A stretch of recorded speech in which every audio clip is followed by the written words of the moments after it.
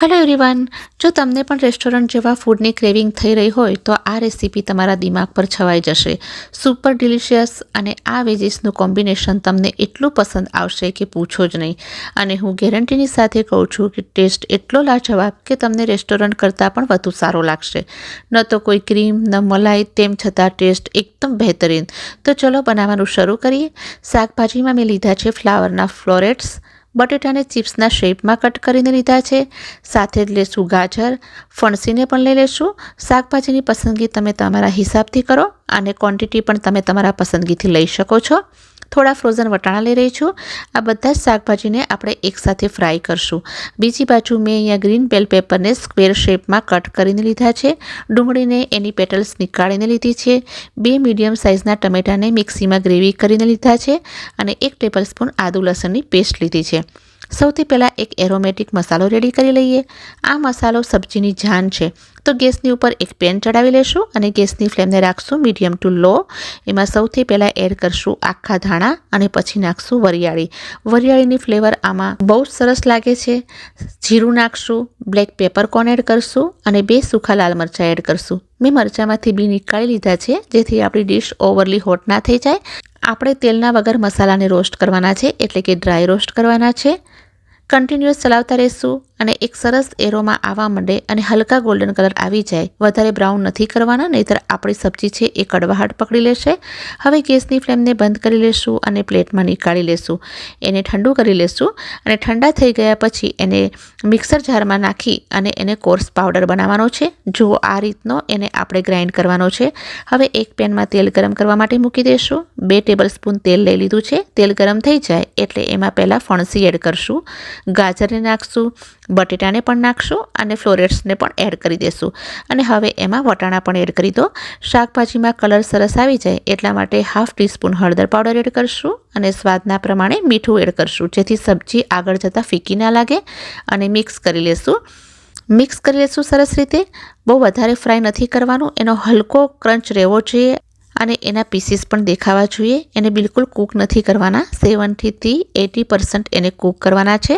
3 થી 4 મિનિટમાં એ હલકા ફ્રાય થઈ જશે. તો આ બધા જ વેજીસને એક પ્લેટમાં નીકાળી લેશું અને જો બાકી બચેલું તેલ છે એમાં ડુંગળી અને બેલ પેપરને પણ એડ કરી લેશું.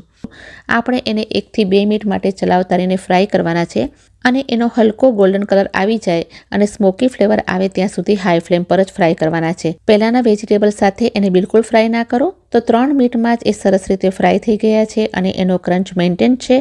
અને એને પણ એક પ્લેટમાં નીકાળીને મૂકી દઈશું. સેમ કડાઈમાં એડ કરશું થોડું તેલ. તેલ ગરમ થતાં જ એમાં એડ કરશું 2 તમાલપત્ર અને સાથે જ એડ કરશું ફાઇનલી ચોપ્ડ ડુંગળી. ડુંગળીને આપણે અહીંયા એકદમ ઝીણી કટ કરવાની છે. ડુંગળીને ત્યાં સુધી કૂક કરવાની છે જ્યાં સુધી એ ગોલ્ડન બ્રાઉન ના થઈ જાય. 2 મિનિટ પછી ડુંગળી થોડીક ટ્રાન્સલ્યુસન્ટ થઈ જાય એટલે એમાં આદુ અને લસણની પેસ્ટ એડ કરશું અને ડુંગળીને સાથે સોટે કરી લેશું. 2 મિનિટ પછી જોશો તો ડુંગળીનો કલર ચેન્જ થઈ ગયો છે. આદુ અને લસણની પેસ્ટ પણ સરસ રીતે ફ્રાય થઈ ગઈ છે. તો હવે એમાં એડ કરશું થોડાક મસાલા. હળદરનો પાવડર એડ કરશું, લાલ મરચાંનો પાવડર નાખશું, ધાણા જીરાનો પાવડર નાખશું અને સ્વાદના પ્રમાણે મીઠું એડ કરશું. અહીંયા આપણે બધા જ રૂટીન મસાલા યુઝ કર્યા છે. 2 ટેબલસ્પૂન પાણી એડ કરી લેશું જેથી મસાલા બળે નહીં. મિક્સ કરી લેશું સરસ રીતે અને 2 મિનિટ પછી આમાં એડ કરશું ટમેટાની પ્યોરે જે આપણે પહેલેથી જ બનાવીને રાખી હતી.